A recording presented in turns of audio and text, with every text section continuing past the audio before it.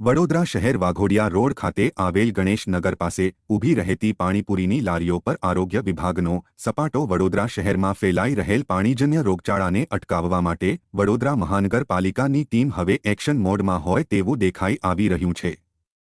મહાનગરપાલિકાની આરોગ્ય વિભાગ દ્વારા શહેરના વાઘોડિયા રોડ પર આવેલ ડીમાર્ટ નજીક ખાણીપીણીની લારીઓ ખાસ કરીને પાણીપુરી વિક્રેતાઓની ત્યાં ચેકિંગ હાથ ધરવામાં આવ્યું હતું।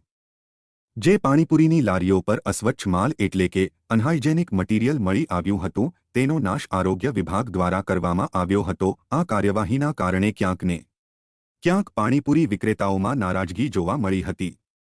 પાણીપુરીના વિક્રેતાએ જણાવ્યા મુજબ તેમને 10 દિવસ માટે લારી બંધ કરવાનું સૂચન પણ કરવામાં આવ્યું છે।